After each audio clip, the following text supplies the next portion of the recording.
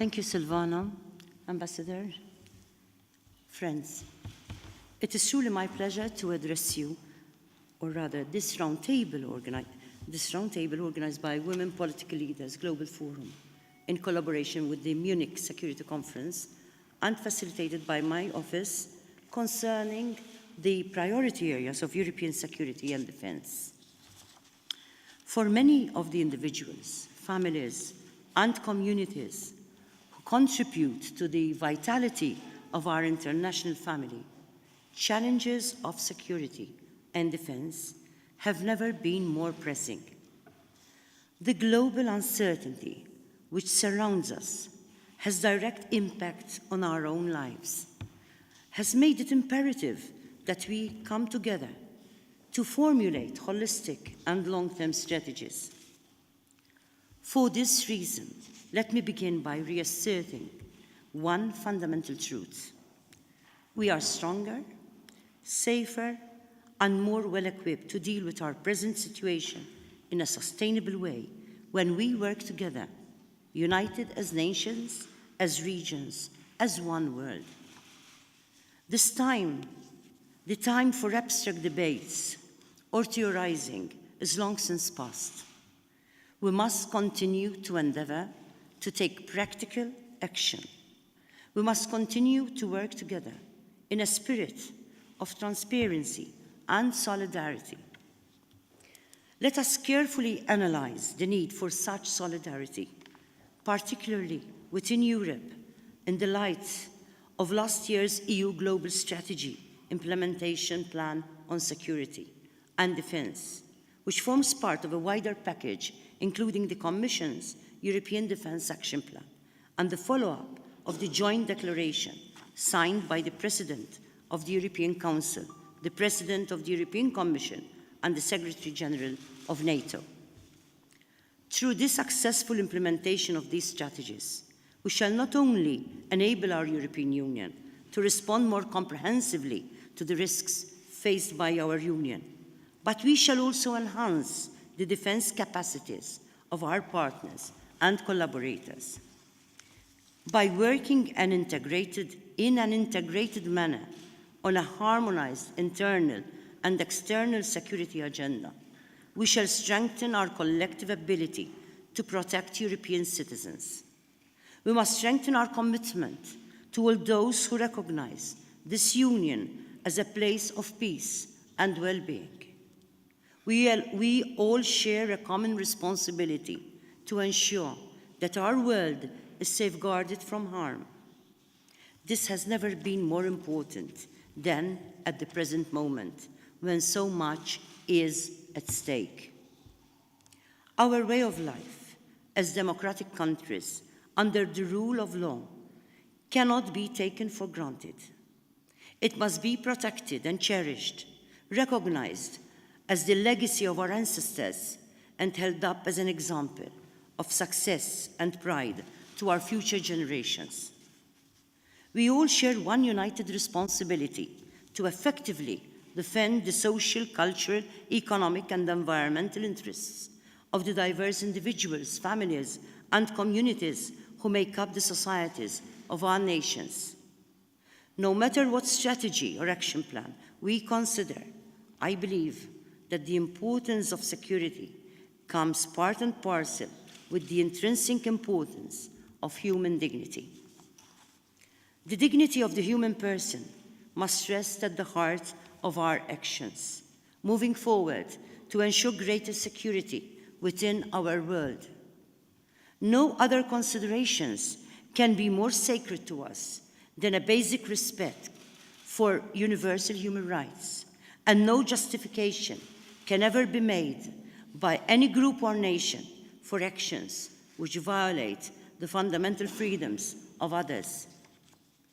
It is the safeguarding of these universal rights and fundamental freedoms which shall ensure that unity replaces fragmentation, and that one united sense of purpose in the service of peace overcomes the discord and division which is threatening our world at this time of uncertainty. Let me therefore urge you to keep considering strategies for long-term defense, which work for long-lasting peace. Let us recognize that we are stronger when we take action in solidarity, speaking with one voice to build a culture of positive peace among ourselves. Europe and the world are stronger when we are united in the great work of peace, bridging our differences rather than building new walls which separate us from one another. For this reason, it is also crucial that we bring on board the participation of the diversity of communities which make up our European Union. We cannot afford to exclude anybody from our consultations and conversations, because to do so would be to feed into a dangerous rhetoric of separation, of us against them, which would only increase risks of radicalization and social unease. Human security must always concern itself with increasing people's access to participation, to be active promoters of their own protection and their own sense of security. I would go further and say that not only should our strategies protect the rights and freedoms of individuals and their families, in a more positive and forward-looking sense, they should be empowered and strengthened to be active participants, co-contributors to the prosperity and the peace which shall be of such benefit to our European Union and our world. Human development walks hand in hand with human security. This is what we must understand if we are to work together on a truly human-centered approach to defense. We must measure our successes by our commitment to ensure equity, equality, and inclusion, to promote justice, and to safeguard sustainable and meaningful peace for all. The interventions we undertake in various parts of the world where armed conflict and the risk of precarity can seem overwhelming, demand that we develop new and innovative responses.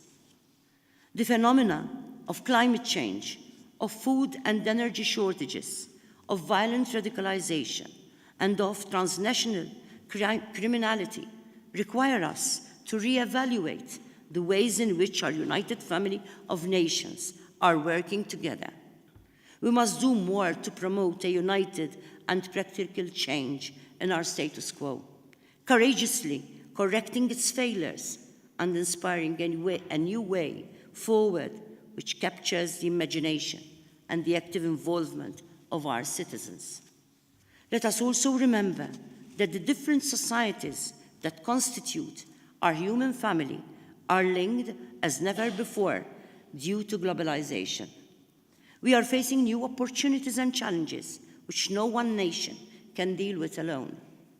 Processes of globalization have made us more aware of the intense interdependence that is transforming our ideas about state identity, the importance of the environment, the nature of warfare, and the future of defense. As we become more closely linked together by the realities of trade and culture and politics, so too must our commitment to build peace be an essential reality. Just as the complex ecosystems in our natural world all work together in mutual synergy, so too must we strive for peaceful unity, coming together as one human family and as one planet. We cannot afford to forget that whatever disturbances affect one part of the world will have repercussions which are felt by all. We can see this clearly, for example, in the situation currently underway in the Mediterranean region. Peace and stability across both shores of the Mediterranean guarantees peace and stability within the European Union. There can be no long-term and sustainable peace in Europe without an equal commitment to peace in the Mediterranean. Therefore, we must share one another's struggles, recognizing that the challenges faced by all our brothers and sisters are our struggles too. We must recognize that the freedom and the prosperity of each one of us must be reflected in the freedom and the prosperity of all of us. For this reason, when we talk about security, of a nation, we must also talk about the quality of life experienced by every person who lives there. When poverty, persecution, and the lack of access to employment or healthcare are a reality within a nation, then we cannot talk of true security. The protection and policing of external borders becomes little more than an empty exercise in territorial control if the internal dynamics of a nation or a region are compromised by uncertainty and risk. I urge every stakeholder to continue pursuing a global vision for human security. Let us work together in line with the United Nations Agenda 2030 and its Sustainable Development Goals. In this way, we shall maintain a much-needed sensitivity to the political, economic, social, cultural, and environmental realities which face our world at this critical juncture in our history. Let us continue sharing policies and strategies, cultivating greater synergies between our authorities and institutions, and fostering friendships among the civil society, activists, and diverse communities within our nations. We must work together to build a lasting peace in the hearts, in the minds, and in the homes of all the people of our world. We must move beyond the negative understanding of peace as the mere absence of violence to a positive approach that nurtures a practical culture of positive peace and global solidarity. In this way, our discourse about security will be in harmony with our greatest aspirations for the full development and the deep-rooted flourishing of each and every person, community, and nation. On concluding, I believe that the health of a nation can only be truly measured by the well-being of its citizens.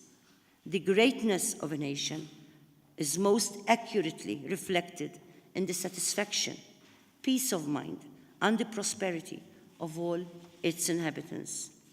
Peace is the prize which we must achieve, working in synergy and in solidarity. Peace is the lasting legacy we must secure together for the benefit of both present and future generations. Thank you.